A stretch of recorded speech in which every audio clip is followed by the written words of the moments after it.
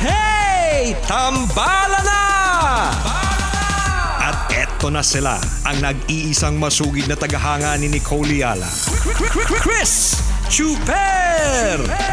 Kasama ang nag-iisang die-hard fan ni Chris Chuper. Nicole Yala! Mula sa Mahiwagang Burnay, ang kwento.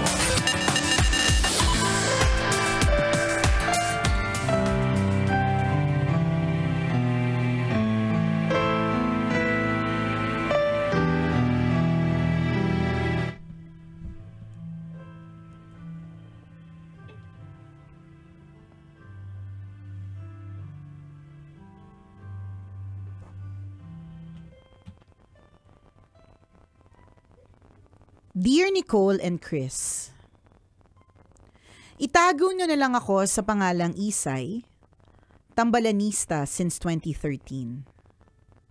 I am 37 years old, may asawa at 4 na anak. Bago ang lahat, gusto kong magpasalamat sa inyo kasi kayo ang palagi kong sandalan sa mga panahong nilalamon ako ng kalungkutan. Hayaan ninyong ibahagi ko sa inyo ang sitwasyon ko ngayon. Sana ay mabigyan niyo ako ng payo. Nabuntis ako noong 2006. 2 buwan pa lang ang bata sa sinapupunan ko nang mag-live-in kami ng partner ko.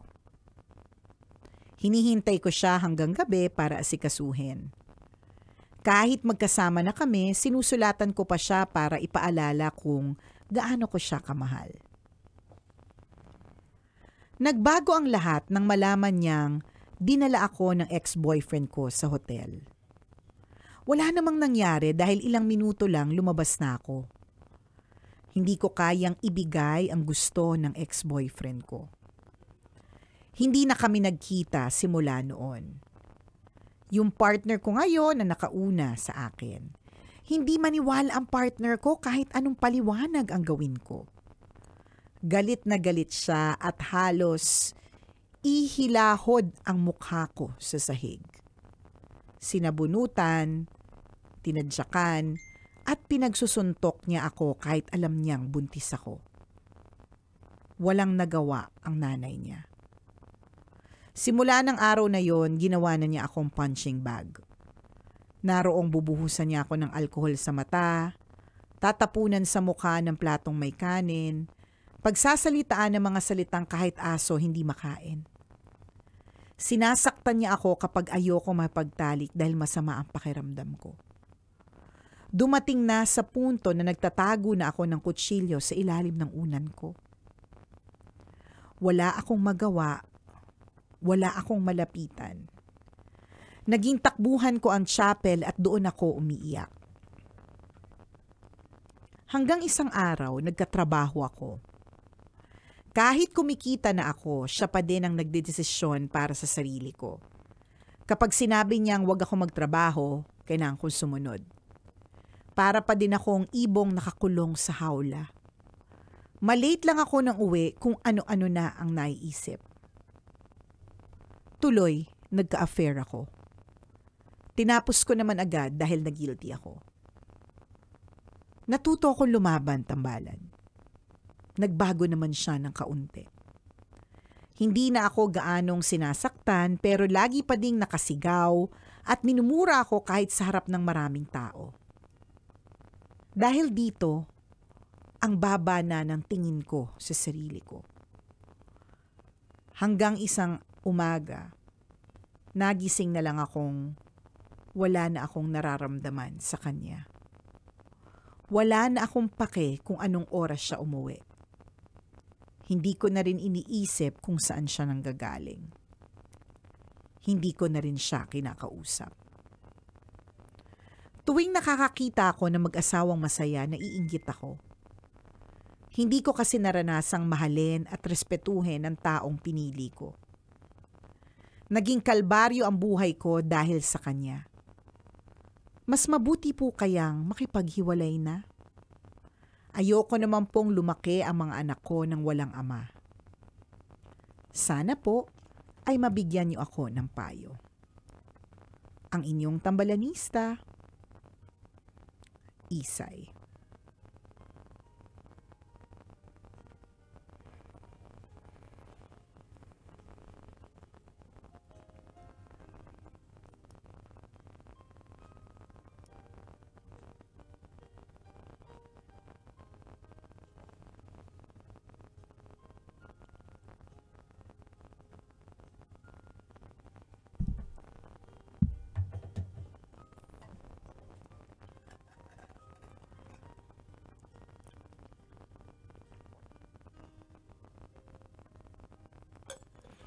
Hi, Isay!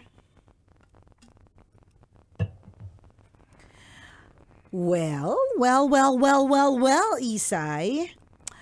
Alam mo naman alam mo na rin ang sagot sa iyong tanong. Kailangan pa bang i-memorize yan? Basic. Obviously, basic. Hindi ka masaya. Wala ka ng respeto sa kanya. Obviously, para saan pa nakipagrelasyon. Wala ka ng pakialam kung ano oras siya uuwi, kung saan siya nanggaling, sinong kasama niya. Wala na lahat. So, kailangan pa bang i-memorize yan? Basic! Correct. Nandiyan na yung sagot sa harapan mo. Siyempre, nahihinder ka lang now because yung... Nahihinder ka now.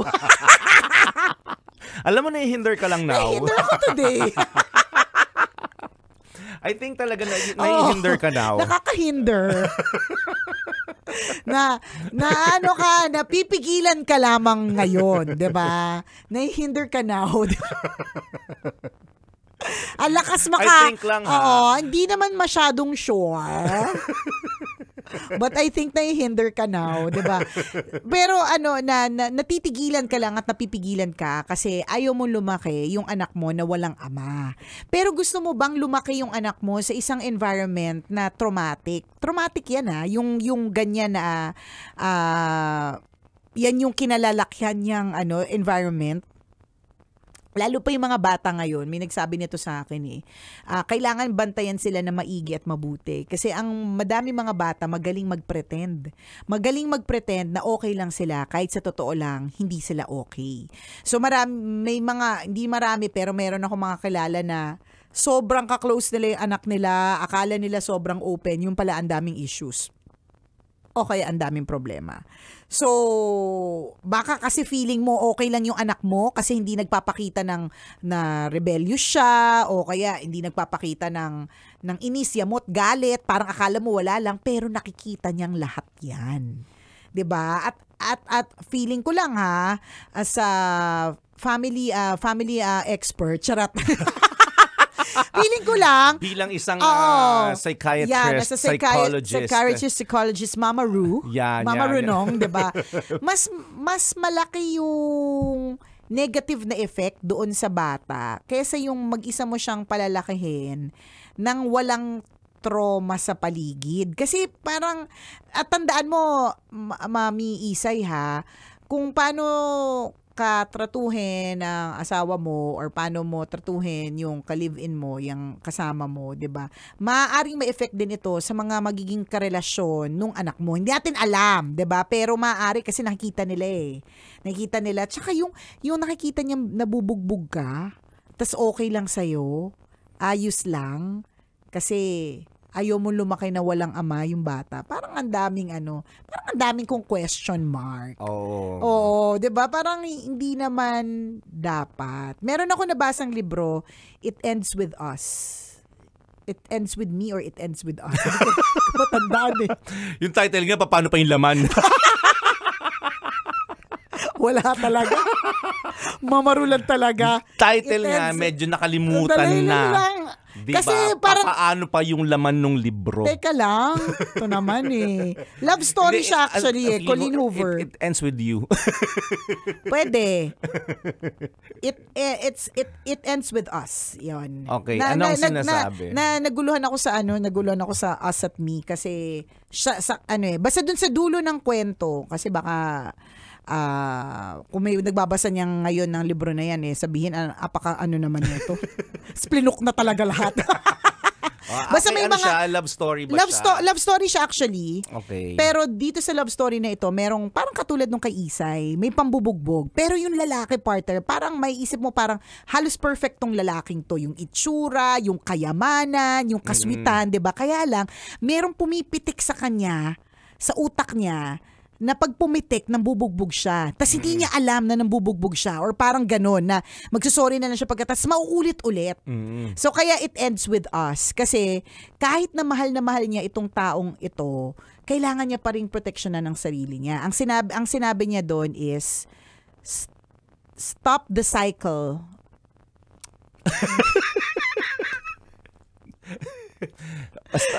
Pag-English talaga, nahihilo ko eh. Let's stop this. Sinabi nung lalaki. Basta sabi nung girl, Okay. parang stop the pattern before the pattern stops us. Parang ganon. So kailangan mong itigil yung cycle. Oo. Kasi yung itong bidang ito partner na babae, nakita niya sa nanay niya. Okay.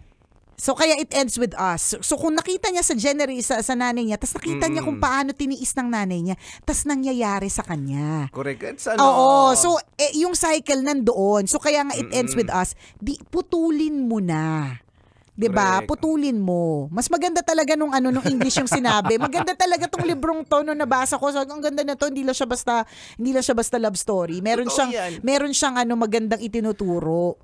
Correct. Ang ganda lang hindi. Yung kultura ng pamilya, yung genes ng pamilya, di ba? Kung alam, kunyari, halimbawa, di ba, tayo, pinamanahan tayo ng kahirapan ng mga magulang natin. Yan. And it has been a vicious cycle, di ba? For generations. Yes. Na parang lolo ng lola natin, sa atin putulin na natin. Di ba? Bakit hindi natin bigyan ng maayos na buhay ang mga sarili natin, ang pamilyang bubuuin natin. Tama. So, in this case, di ba, kay Isay, cut the vicious cycle of having a violent environment. Yes. Ito na nakita ko na, partner. Oo. As hard as this choice is, we break the pattern before the pattern breaks us. So parang ganun din. Itigil mo na yung cycle bago yung cycle ang magpatigil sa atin. Yun. So break the pattern before the pattern breaks us. So ganun. So itigil mo na yan. Kaya yung sabi ko, may kakilala akong ganyan. Ano na naman yung kakilala mo? Niya, sino na naman yung susplok mo dyan? Ilahan nyo talagang papangit. Sabi niya. Putulin natin. Anong ginawa? Ama na dalawang anak. Totoo. Hindi lang yung partner. Yung mga anak na yun na dalawa partner. Para matigil din yung cycle, nag-asawa na may itsura na. Di ba? Ganon. May paraan sa madaling salita. Totoo. Di ba? But it's true. Totoo. So, importanticious yun. You know the answer. May pambubugbog. Correct. Hindi mo na mahal. Hindi ka na masaya. Di ba? So, para saan pa? Huwag mong gagamiting dahilan na natatakot ka mawala ng asawa. Or natatakot ka na mawala ng ama ang mga anak mo. Huwag mong gamitin yun na dahilan. It's a very lame excuse to stay to that kind of relationship. Kung relationship pa ba ang tawag dyan? Oo. 'Di ba? Naku, hindi na. Kasi violence yan. Correct. Wag mong hayaan na manatili ka sa ganyang klase ng relasyon. You deserve all the love in the world. Correct. Diba? All the love in the world. Deserve mo yan. Deserve mo talaga yung all the love in the world. All the love in the world. Huwag mong hayaan na saktan ka ng sino man. Totoo. Diba? Yun nga lang, kung in a way, medyo lang, kakampihan natin yung ka-live-in partner mo, na may pumitik din sa utak niya kasi nag-start din sa'yo na meron ka din ginawang hindi tama. So, 'di ba, parang may ganun ka girl na pag nasi-stress, nagpapanik, parang magdedesisyon ng rebellious act yun. Oo, 'di ba? Tingnan mo yung sa gitna ng lahat, 'di ba, nag-affair ka pa. Hindi ka na natakot nang bubugbuga yung jowa mo, tapos umaffair ka pa, buti na lang nag-guilty ka na mabilisan at hindi nalaman, 'di ba? Kasi pag pinagpatuloy mo, yun, magkocause ito na ng panibagong trigger. Totoo. So what do you expect, 'di ba? The violence again. Oo. Pero hindi ka namin sinisisi. Sinasabi lang natin na minsan meron lang ding may mga consequences lang din yung mga ginagawa din natin talagang mga action. Yung mga ganon. Totoo yun. But whatever it is, wala nang, kung kami ang titingin outside of the picture, outside of the box, parang wala nang love sa loob ng household. Correct, Parang puro correct. hate and violence. So kung ganon, gusto mo ba na para lang together kayo para sa anak, pero kahit hate and violence na ang aurahan sa loob ng bahay mo, itutuloy mo pa rin? Correct. Diba? Actually, Hindi hindi lang na. violence yung abuse na ginawa sa'yo. Lahat yan may effect yan sa mental health mo. At nung Diba? bata, Sa well-being mo. O lahat ng mga tao nakatira sa bahay ninyo o yung nakakasaksi, di ba, sa nangyayari sa inyong dalawa. Hindi mo kailangan magstay sa ganyang klase ng relasyon. sa true lalo. Di ba? Hanap ka ng healthier na environment, di ba? Yung environment kung saan mabibigay sa iyo ang love na deserve mo. Correct, Diba? diba? Na meron naman at meron yan. Makakahanap ka niyan. Yan. Ulitin natin kahit sino man sa atin na nakikinig nakikinig sa tambalan ngayon. Huwag mong hahayaan na maabuso ka. Correct. In Negative oo, way. in whatever form, 'di ba? Oo. Physical, mental, Emotional abuse. is still abuse. Oo, wag mo nga hayaan na mangyari sa iyo 'yan. Pag nangyari yung ganyang klase ng experience sa iyo o na-experience mo yung ganitong klase ng bagay, layo ka na kaagad. Correct. Hindi mo deserve.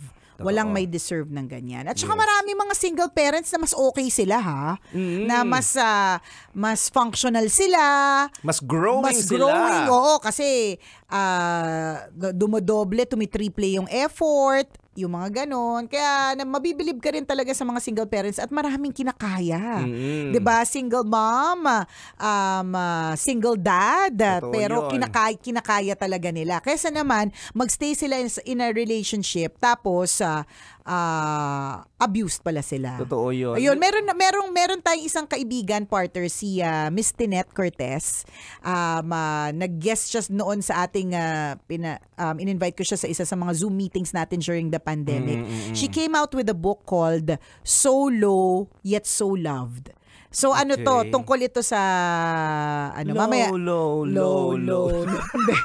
solo. Okay. Tungkol ito sa kanyang struggles being a solo parent. So mamaya papakita ko sa live yung itsura ng libro. It's already out in the market. Pinadala niya sa akin, nabasa ko na din siya. And it's a great inspiration, hindi lang para sa mga solo parents, pero specifically for solo parents. Yung those people who decided to get out of abusive relationships and decide to become solo parents. Napakaganda nung librong yon. Solo Yet So Loved by Tinette Cortez. So mamaya papakita ko sa live para makabili ka or pwede kang kumonta kay Miss Tinette para malaman kung paano maka-avail. So hindi lang ikaw yan. Ibig sabihin yung magiging solo parent. So piliin mo din yung sarili mo. Marami pa rin ako may mga kakilala pa rin ako na pinipili talagang magstay kahit mali na yung nangyayari. Totoo. Kasi nga takot sila sa idea na matawag na broken family. Correct. O kaya yun nga, solo parent. Oo, 'di ba? Pero kung ganyan naman yung na-experience mo, 'di ba? Mas magandang maging solo ka na lang. Correct. 'Di ba? Kasi mas mag-grow ka, mas makakadiskarte ka, makakapag-isip ka ng tama, mas mapoprotektahan mo ang sarili mo. Meron nga akong kakilala, partner Hindi naman siya solo parent, pero solo siya sa negosyo niya. So, ito naman parang applicable din yung libro dyan. Ano siya, parang added perspective lang na kesa naman mag-partner ako, kumuha ko ng mga taong sasakit yung ulo ko. Ako na lang mag-isa. Tapos in fairness naman sa kanya, kinakaya niya din naman talaga mag-isa. Hindi ko lang alam kung hanggang kailan. Pero solo siya, pero kinakaya niya kesa masakit yung ulo niya. Tama. Kailangan pa bang i-memorize yan? Basic! Muli ako po si Nicole Yala. At ako naman si Cambio kay Chris Chuper. Na nagpapaalala, walang matatag na relasyon sa malanding may determinasyon. Yun! Kailangan pa bang i-memorize yan? Love Radio. Basic!